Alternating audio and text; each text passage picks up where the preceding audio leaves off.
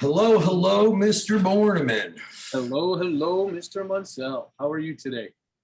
I am good. I apologize to everybody for the late start. I get sucked into a project that we had to beat a storm coming in, and Jimmy called me up, and I was on a ladder trying to help my guys reel in some huge billboard-sized banners that weigh like 100 pounds each.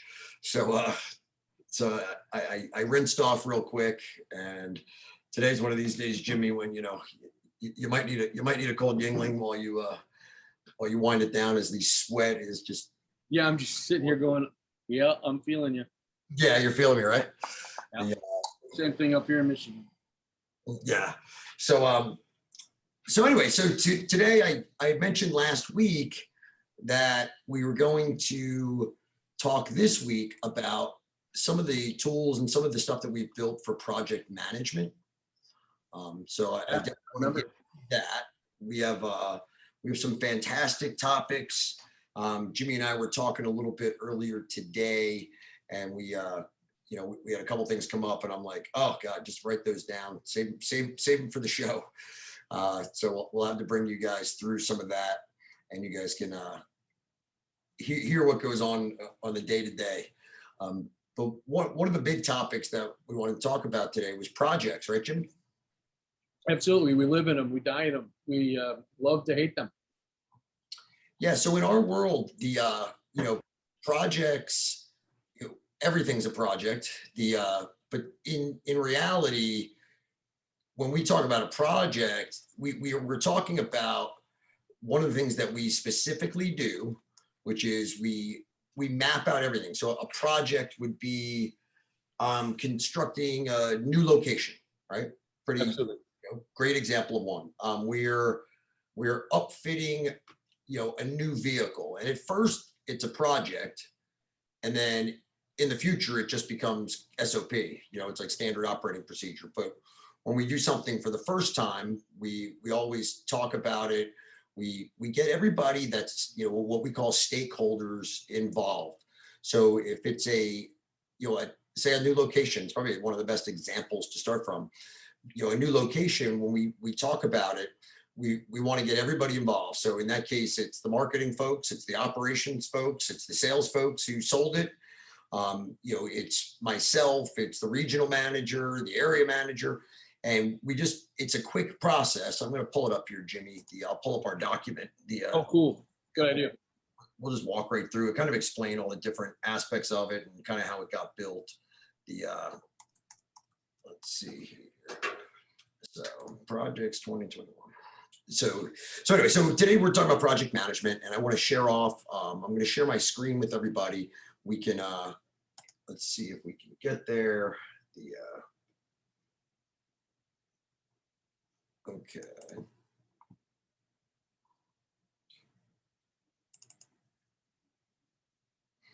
Okay, Jimmy, can you see that sucker? I can. Okay, so for everybody, this is our, this is actually a launching board for us. You guys seen us kind of connect things before. So here's the actual template. So I don't know how the view is. Yeah, how do I go bigger? Zoom. Let's go 150. Okay, you can still see it, Jimmy? Yes, sir. Okay, so projects are something that we live in every day. We probably have, conservatively right now, real projects. We probably have 40. Yeah, upper 30s. Yeah, I can think of the trailer. I can think of the container. I can think of the new vehicle upfit and redo. We have several locations that we're launching. We have 3 buses that we're building. And then there's just the day-to-day stuff. So whenever we launch something, we always go through this list right here. So if you guys can see it, we'll kind of just explain to you how we use it. But there's always a project meeting agenda. So we talk about the goals, right? And if you guys know anything about me, this follows pretty much what we always talk about, which is the GROW model, right? So you have goals, reality, opportunity, way forward. So this follows that because, we have the goals, then you have like timeline, budget, and tasks. That's reality. The unknowns, that's one of the things we've added recently. And you don't know what you don't know. But I will tell you that if you can at least throw some things out there that could trip you up, it'll save you in the end. A lot of times you think about them and like they're in the back of your mind, but you don't say them. And those are the things that you actually, at that point, you want to say. We want you to throw those things out there. And it bites you in the ass. From bites in the ass, right? There's no doubt. So when we talk about, the success criteria of our goals, first there's a BHAD. What's that, Jimmy? Big, hairy, audacious goal. Yeah. So that's like the number one, right? So that's like what is success defined? We get this thing open and make $1 million. Perfect. Love it. Do it. And then we break out, and there's always like some subset goals, whether it's, we improve upon our training, we do some things. We always have a lot of R&D stuff. And I think even for our team, the other day, Jimmy rolled everybody. Every Friday, Jimmy holds like a productivity meeting, and they kind of run through all the cool stuff that's happened for the week. And I happen to sit in on it, and all these things that are flying around us all the time. Jimmy had pictures of it, all kinds of neat things, and I took everybody on a tour of the office. And the tour wasn't about showing off the office. It was just showing the amount and level of activity and the size and scope of things that happen out of this, this building. And Jimmy's remote, and he actually moves a lot more mountains than I do. They're just all digital. Right. Most of the stuff I do is on the physical side. So you just got to have goals. And then if you look over here, we've been snuck in this questions to consider. And these are just, as you're going through it and as somebody else is talking, literally I'm just reading those. Like technology is always something that we focus on, and we always want to make sure that we consider. Key resources required for the project. Am I going to lose my the area guy for 3 weeks doing something? Yep. There's a cost to that. That's like, it's not $1 because their salary, but there's a cost to the rest of the organization that you need to be aware of. Budget, timeline, the communication, and sometimes that's internal communication, sometimes that's external. So we always are talking internal and external communication. How do we keep everybody up to date? And we're going to talk to you guys a little bit about how we do that today. We use a couple different tools, but this is the baseline. And so we get our goals. Then the timeline, and I got to tell you, and I told Jimmy this today, I press timelines pretty hard, and there's a reason. It's the same thing when we talked about job descriptions, right? What did we say, Jimmy, about job descriptions? Sorry, I wasn't paying attention. Job descriptions, right? You got to make them big enough and have enough stuff on them for people to, really work to get done, right? Absolutely true. We've lived, if you don't make them big enough, they get lazy and they go, I'm doing it. Yeah. And then timelines are the same thing. If you put a timeline out there, my experience is things get lost. Most people do the majority of the work, within 48 hours of the timeline anyway. So why not just bring that thing forward? It's like, you have to get it done. It's a terrible thing, but the world is full of procrastinators, myself included. And I get a lot done, but it tends to be more gets done in a short amount of time because I put the pressure on myself than if I had 3 weeks to do it. So kind of like the college cramming exams, right? You wait till the last day. Absolutely. And somehow I think that's where I learned this tactic. It was the fact that, you could literally, goof off for, a whole semester. And then somehow, if you just literally burned the midnight oil and got a couple friends around you that knew some of the pieces you didn't, you could figure it out. Wow, that sounds exactly how we do it around here. Yeah. We surround ourselves with smart people, and somebody's going to get it done with us. Yeah. So, timeline, anything, it's just like a goal. A goal needs to be specific, measurable, attainable, all those things, but they need to have a timeline. So, this project has a timeline. And I got to tell you, we miss timelines, on occasion. And the reason is because we have so many projects that inevitably one comes up since we planned that one that's maybe got a little bit more of a high speed priority to it. So, and we accept that. It's in some cases we just, there is just a hard timeline that is never going to move, and that's it. And whether it's contractual or whatever it is, but we let our people know, and it's difficult to communicate everything in an organization all day, every day. And the people that work with you or for you, they need to have some level of understanding and respect for the fact that they don't have all the pieces. So when things happen and things change, they need to be able to be nimble enough to do that. I mean, it's a huge cultural thing in our company. Like just because you're working on it today and it's a priority, your priorities may be different tomorrow based on the needs of the organization. And that's just literally build that in, put it in your orientation, let people know that. It's one of our management philosophies is that about, things that don't grow, die. And the same goes, things that don't change or aren't willing to change or evolve. I mean, look at the world. The world is changing every day around us. Technology changing every day around us. Absolutely. And one of our biggest problems too, Jonathan, is when they don't have all the pieces and they get stuck. If they get stuck there too long, they forget about it, or they throw their hands in the air and they don't keep moving forward on that project, and somebody else needs that piece they're stuck on. And we really do need to figure out ways to help people get unstuck, or watch from a distance when people are stuck or why things aren't moving. Maybe it was a new project. Maybe it's they missing a graphic, or they're missing a spreadsheet that they need something to finish. And it just sits there, and 4 months later we go, what the hell? So anyways, getting stuck is a big problem. No, so what you just said was really important. So the thing that happens with projects and with multiple projects and larger organizations, the reason certain timelines are set is because they affect other people and other projects. Yep. And just because we have a new marketing campaign, right?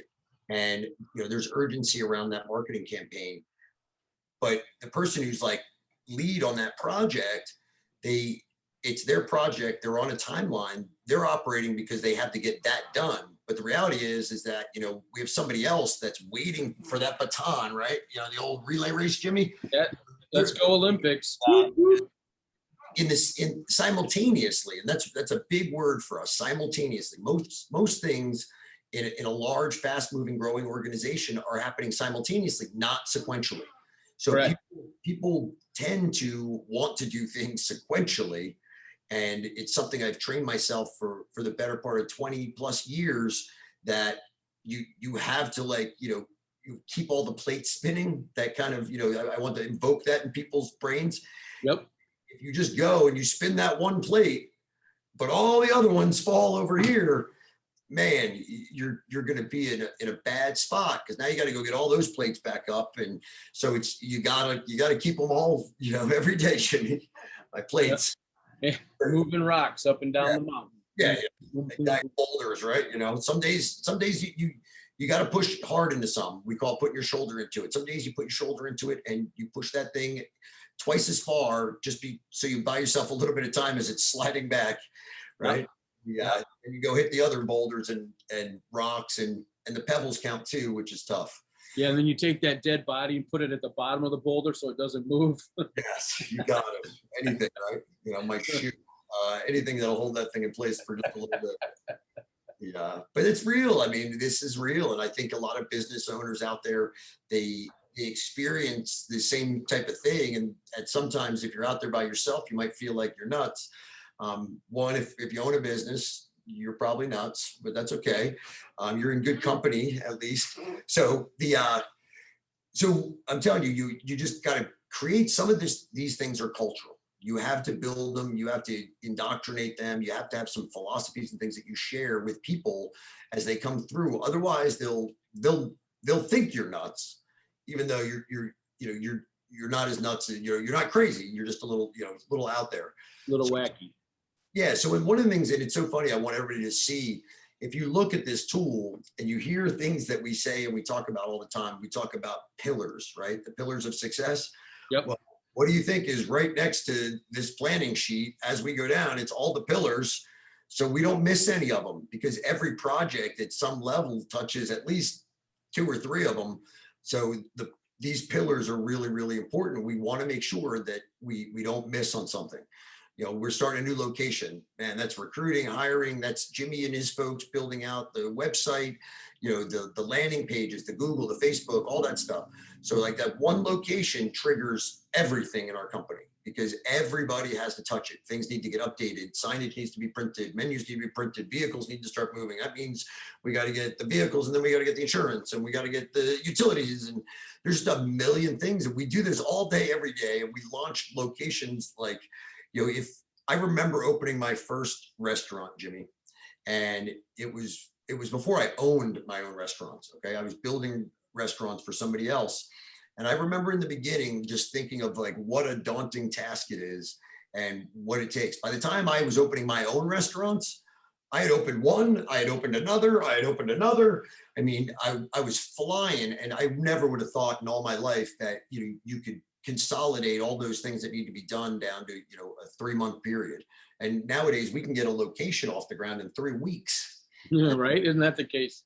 And it's funny how you mentioned that we took all of our years of restaurant openings and project management and construction management, and we learned everything way back when, and we're applying all of that to a project on building a website or building an app or building reviews or building a store or building a car, getting it up, and each piece feeds upon each other.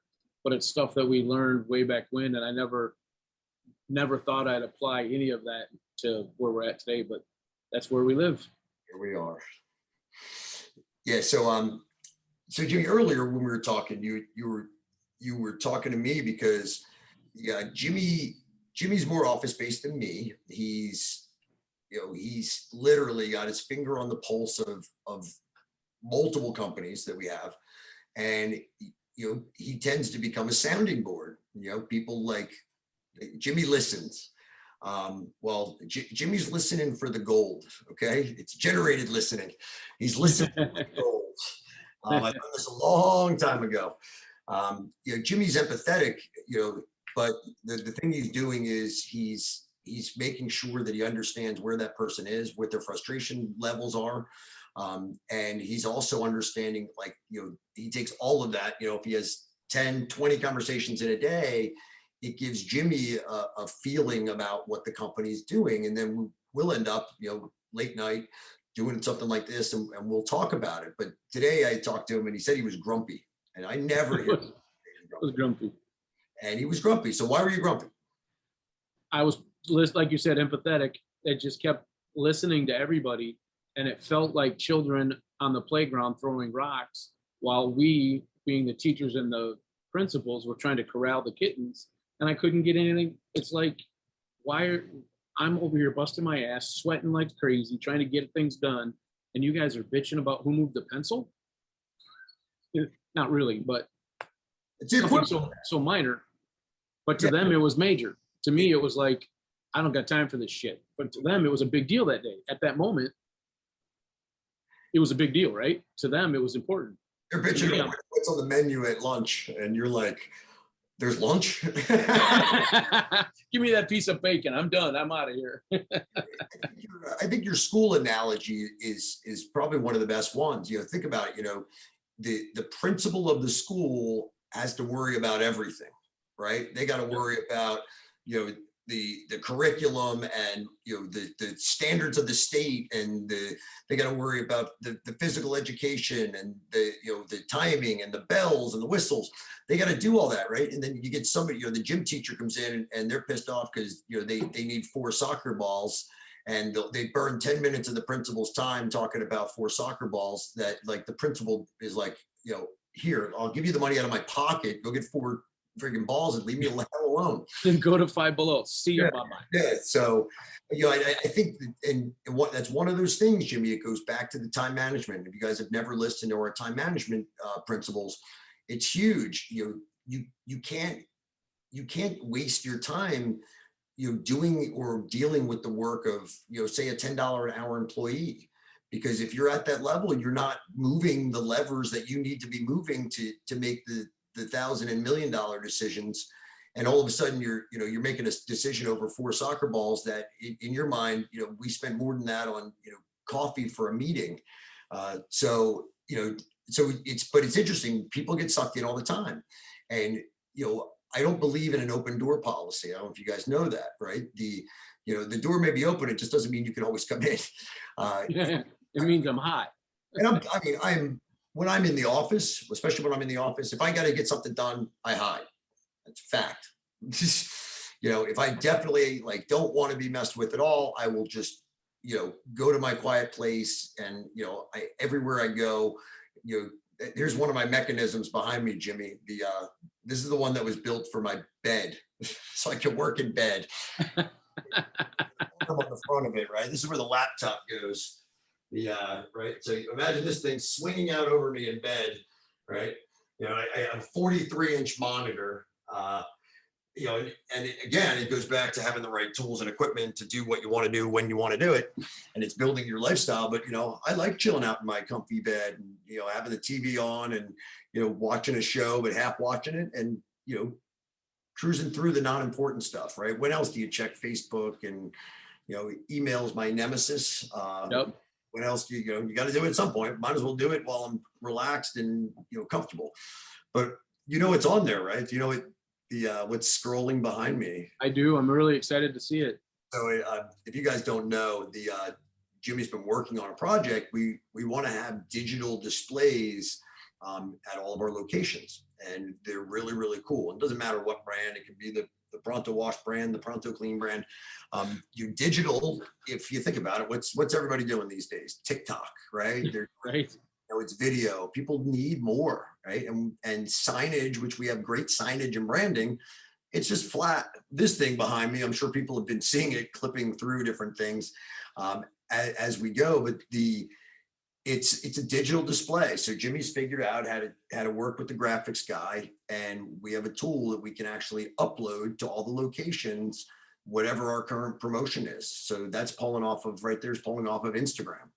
So it's got a direct feed, and it's just rolling different stuff, right? And you know, I'm telling you, that's one of those, Jimmy. I was wondering if you were going to say anything about it, because it's usually not in my office. No, I like where you have it placed, because there's some real power in that tool right there. Oh, it's absolutely amazing. I mean, you know, just think about the ability to sell. I mean, look at, like, I was at the airport. I was in line getting food before I got on a flight. Right? They don't serve food on planes anymore. Right. You're lucky if you get a bag of nuts. I'm nuts. Yeah. So you know, I'm standing there, and you know, every single restaurant in the food court had, you know, big old monitors. You know, they didn't have like old school printed signs. And the beauty of that is, oh, I want to change my prices. Boop.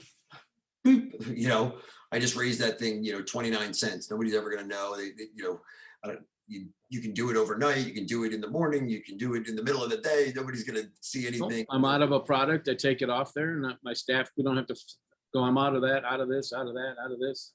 Yeah, during COVID, I went to a couple of restaurants, and they'd hand you a menu, and the menu literally like had dry erase marker, like crossing out like, you know, a dozen things. And I'm like, oh my God, just print a new one. Like, we're so sorry for your luck, guys. What do you have left? Yeah, it's better than, you know, or even better, right? I loved it before, but the whole idea of like, you know, the QR code to a menu, I always thought was brilliant. And then wham, COVID comes, and that thing is like everywhere. And now it's, you know, everybody knows how to do it. It's standard. I look for it. I'm like, 3 years ago, they were fading out QR codes. Yeah. So boom. So anyway, back to the project stuff. So, you know, and I'll share this with our group. So if you guys are part of Success Systems, I'll give you guys a version of this with the video, so you guys can check it out. If you're not, I'm sure Kim will make it available to you. You'll have to, you know, climb a mountain, cross a river, and we'll make it as difficult as we can for you to get it. But we'll make it available to folks. But it's a great tool. So, you know, and we literally list out every single task, and we bounce it off of the pillars. So if you don't understand what the pillars are, it's part of my simple plan, which is out there in a couple different places. But you know, you got to consider all these.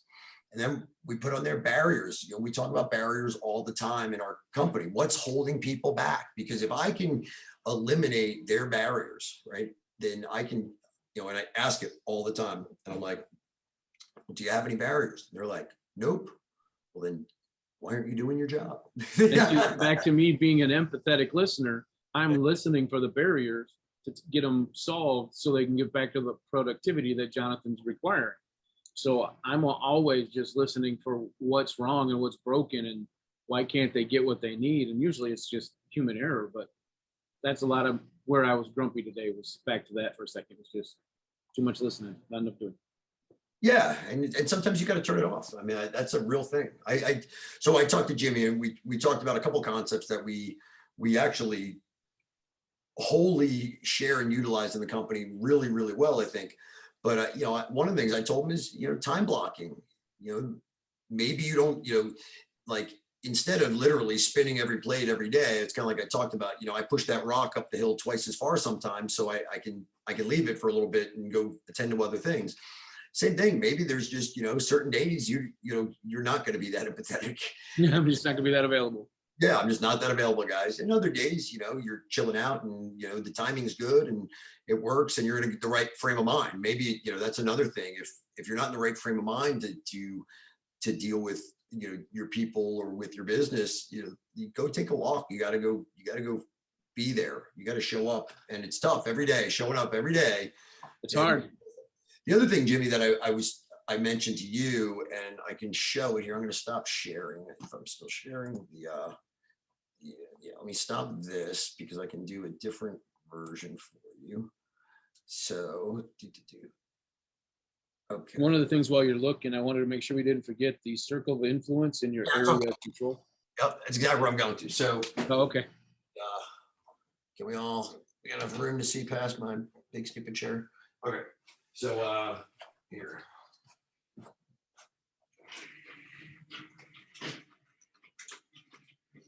There we go, Jimmy. Okay. Love the old school.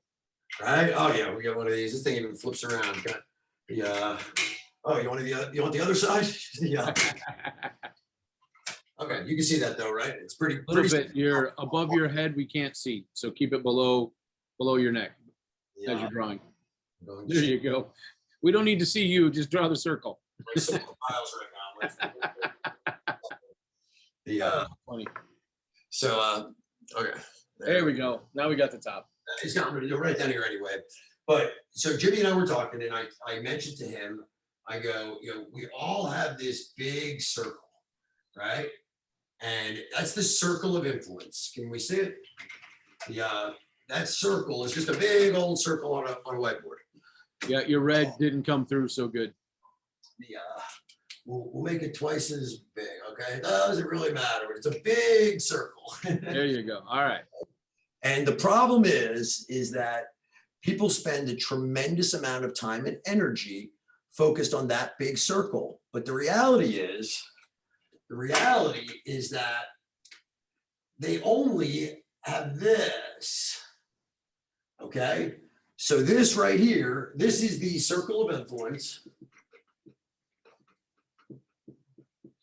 I have the worst handwriting in the world, okay?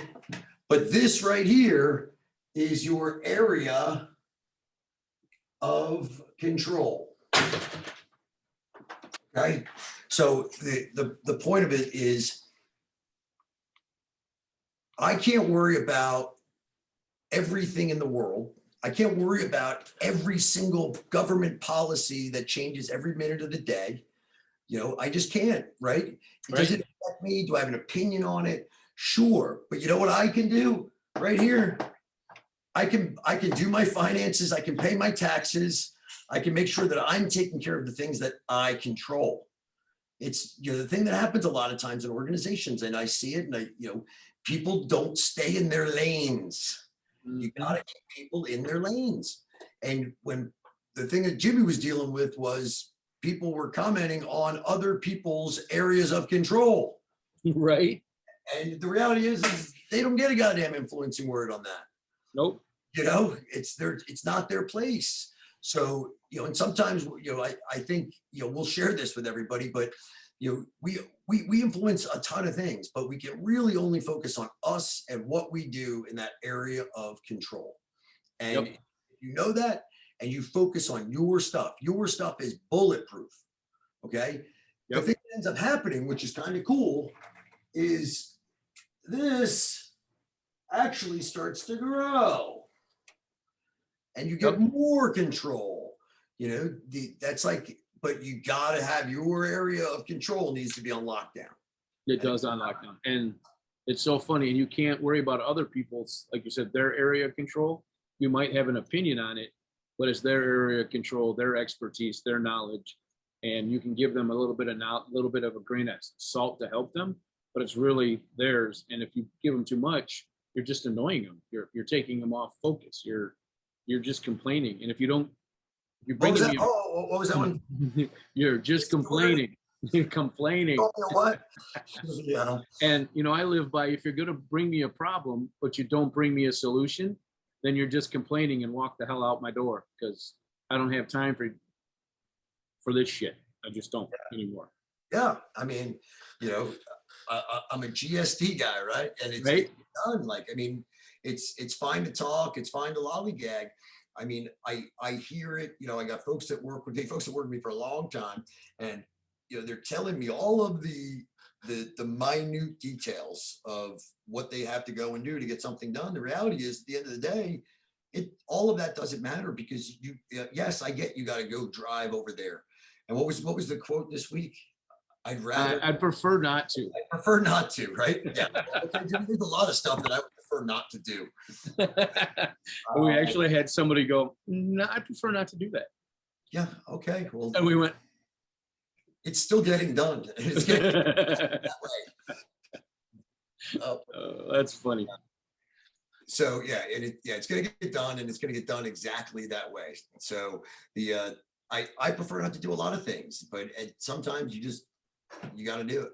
So that's kind of like where I wanted to go. You have any other good notes there? I said jot down a couple of things. Circle of influence, area of control, I think is a great one. Yeah, we talked about the schoolyard. Everything's operationally, everything's management. You just got to figure out how to manage time and people to get the output that you need. And sometimes that's really hard, hurting the kittens, and you just got to know when to say enough is enough, because you're not going to get them to do what you need them to do at that moment, because their head's not there. They're just not in that place to get that one thing done. And if it can wait till tomorrow, and their subconscious works on whatever they're held up on or stuck on, tomorrow you help them get unstuck and we can keep moving. But it's really about managing you and I like to call them the herd of kittens, trying to get these cats. You ever try to herd kittens? Like, it's like, you got a litter of kittens, you try to get them back in their little pen. Like, no good. Yeah, it's like herding kittens. Yep. So I mean, and again, like it was kind of like one of our final comments was when we were on the phone earlier. I was like, Jimmy, the most important thing we can do is we can put them on. They got to be on a timeline. Like, the projects have to be on a timeline. Yep. And then the bigger problem is, how do you manage that? Okay. Yep. And we use a tool, and we actually share it with our clients. It's not one of ours. Nope. We can't build it all, but I use Basecamp, and I used to use Evernote. I was a big fan of Evernote for a long time. I think you might have tried Trello for a while. I still use Evernote, and I still use Trello for our development projects.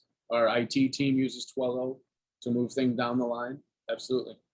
Yeah. And then, so Basecamp, and the reason that I'm stuck on Basecamp is because you can have a project. That project has, you can have a message board, so you can communicate, kind of globally to all the people that are in that project. You can have different people, like, Jimmy's not in every project that I deal with, and I'm not in every project that he deals with. So you can kind of plug people into it in different places and on a need to know basis, which I like, right? Back to keep people in their lanes, because if you let everybody know everything, they'll spend more time focusing on the shit that they don't actually control. And they won't get the real important stuff done. And I'd rather them get the important stuff done and done faster than to worry about, all these other great ideas and stuff. I am an idea guy, and I love getting ideas. So I do encourage people to share in that context. And I had a guy yesterday mention something about a car cover. He's like, oh, we should get some car covers. And he didn't really have an end game. And my immediate go-to was, what a great item to give somebody if they're on subscription for car care with us.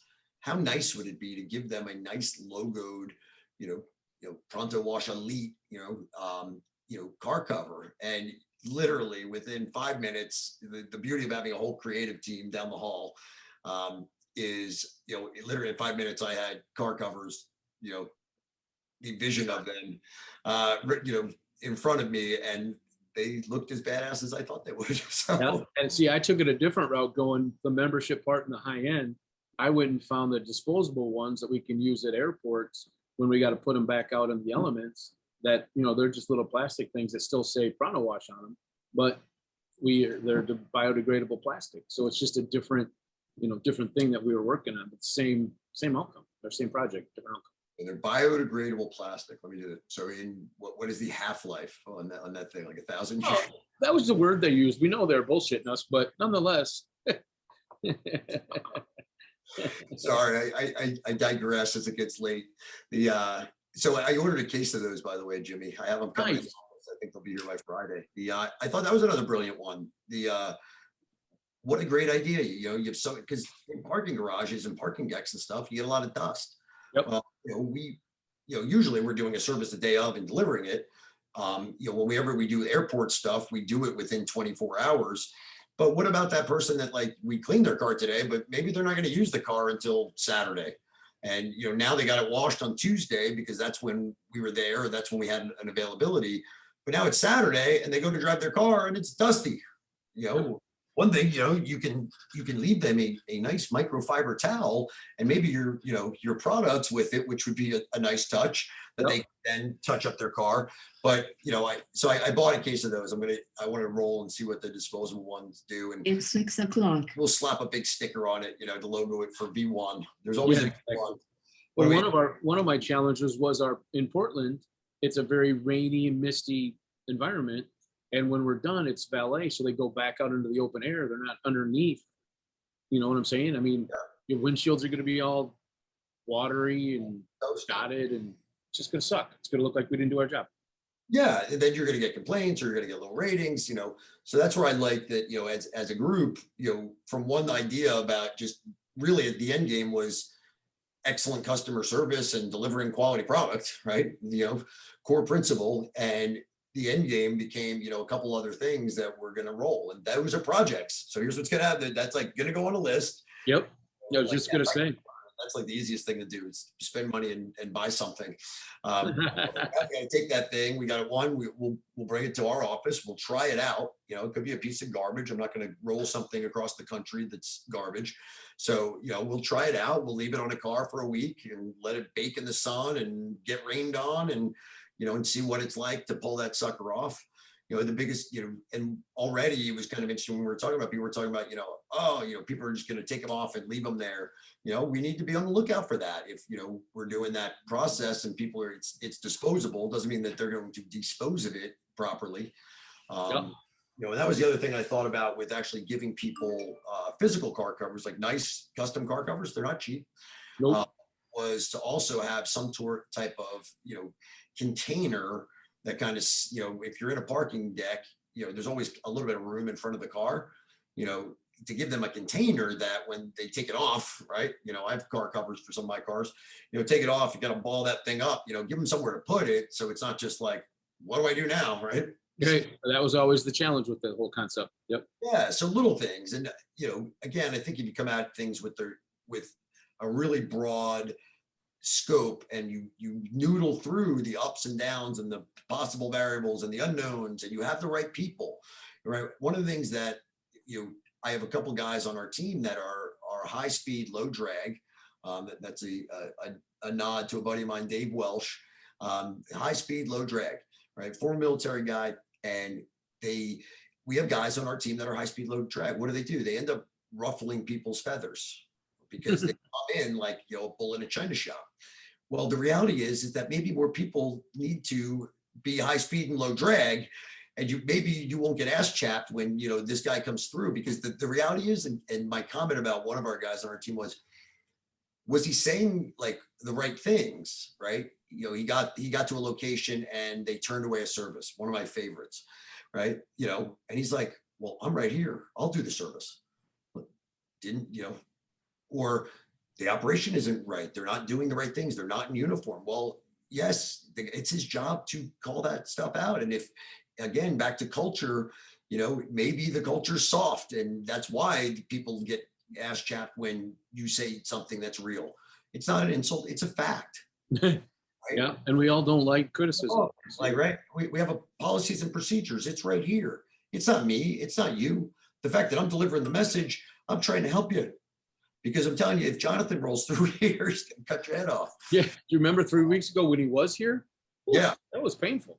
even worse. Yeah, I'm pretty direct. I'm pretty direct. I like that fun with the crew, but if I show up and I equate it to the old health inspection, Jimmy. Yes. Right? The health inspector comes to your place and everything's perfect. They're, everybody's using gloves and they have, hair nets and they can see the sanitation buckets. They can see the time and temperature logs. Everything is just like, they walk in and they just get a sense that the place is put together and organized. What do? They don't look very hard and go on to the next one. What happens when they roll up and the first thing they see is, some guy with no gloves going like this as he's making somebody's sandwich, and there's no sanitizer buckets, right? So it starts there and then they start looking around and it's one, then it's two. And then they just say, you know what? If I can just see these simple things from the surface, imagine what it looks like in the things that you can't see that are deep down. So if that's when they call game on and then they go to your cooler, your little, then they start looking at those things and you're screwed. Or they look at your pop gun and it's gooey and they're like, they're back there, they're sticking their hand up inside your ice machine, which like I can go to any restaurant on the planet right now and stick my hand up there and find something. Right? We don't want to mention that to people, but yeah, that's a true thing. But the reality is like, but that's what happens. So when I show up and everything's perfect and everybody's dressed and all the lanes are right, like I'm there and I have fun. I show up and it's fakakid is the term I use. Man, first I fix it. Okay. Like I won't move until it's right, and then I spend the rest of the time educating them because if that's messed up, imagine what their hiring looks like. Imagine what their training looks like. And I'm telling you, they're indicators, they're symptoms to bigger problems. Yep. Always is the case. And people get upset about it. And then they go and they run around and talky. And next thing you know, everybody's talky. How about you go fixy? like enough's enough. So, but again, define the projects, define their roles, define the timelines, and then hold people accountable. That's their job. Okay. All these people that work for us and work for you, business owner out there, they came and they applied for a job.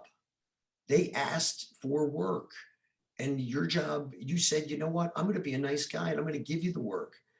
And then they want to bitch about the work when they have to do it.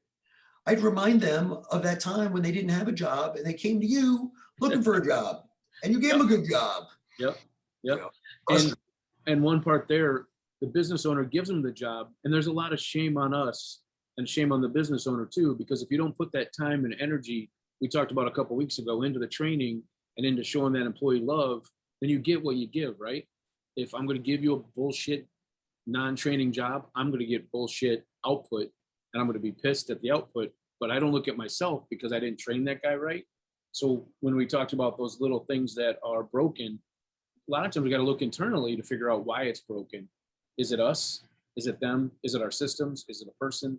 I mean, that's a whole nother call that we'll do. But sometimes, Jimmy, you've done enough, right? I mean, like baseball, it's 1 strike, 2 strike, 3 strikes, you're out. Go sit down, son. And it's an unwritten rule. I mean, in the cosmic, that's how it works. Boom, boom, boom. Somebody else is going to come in. You gotta get rid of people, or you gotta move them. Like, I'm a big, putting people in the right seats on the bus, right? The old good to great concept. Yep. But I move them, and then I move them, and then I move them right towards the exit. Yeah, and I like to pull the pitcher out when he's just tired. He's just not getting it done. Put him on the bench, bring another pitcher in to save it. Not to talk baseball, guys, but love it. What a great time of year to talk baseball, Jimmy. Right? And if we put him back in and the same thing happens, move him down to the minor leagues. And if the minor leagues can't happen it, sorry, dude, you're retiring. Yeah.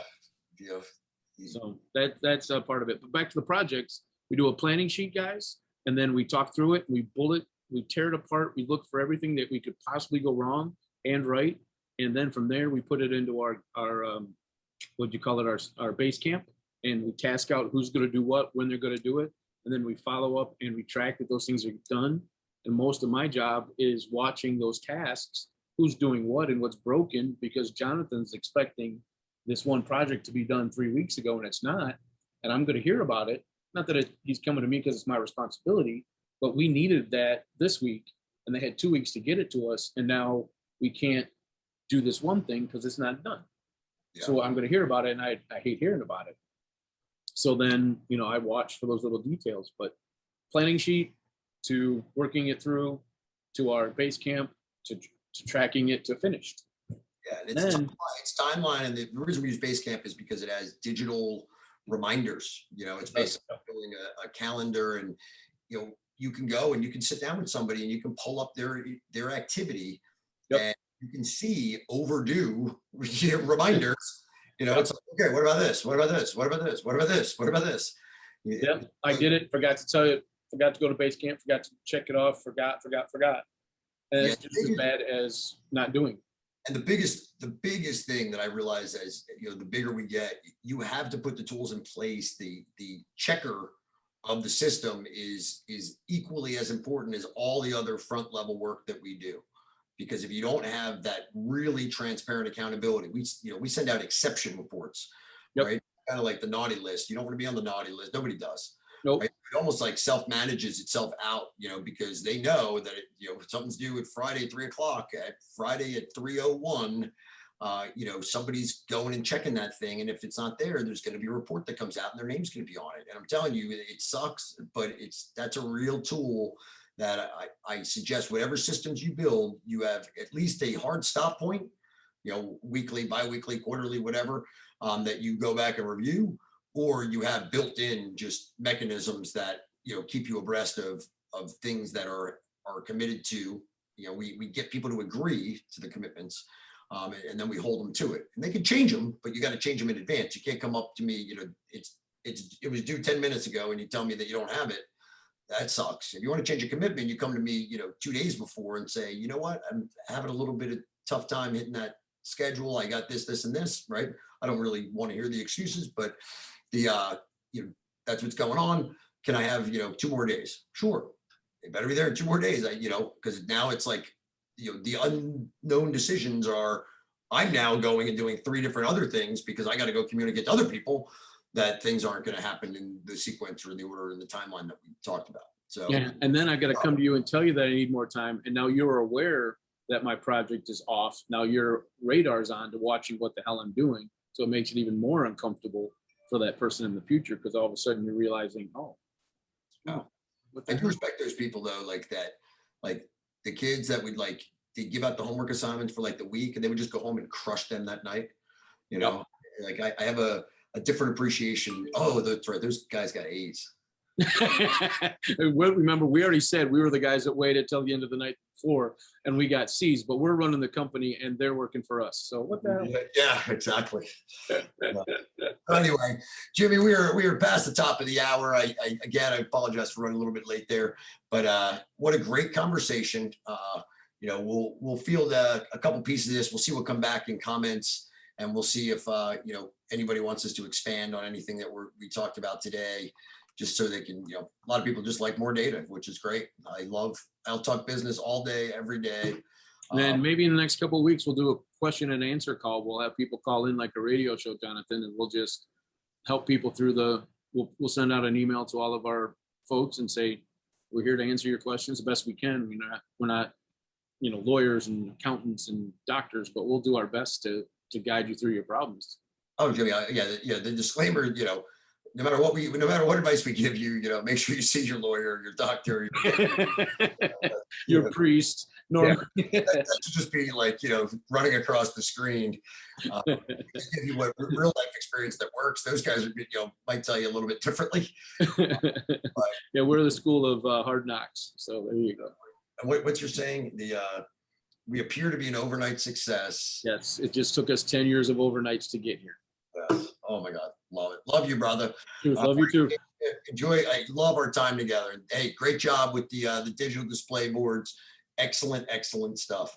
I'm glad it's all coming together, one thing at a time. But You're not as grumpy as you were, so something's going better. I forgot my answer to grumpy. Ah, I'm gonna go crack a Yingling and fix my grumpy. Okay, love you. Love you. See ya. See everybody out there. Reach out if you need us. Bye bye, guys.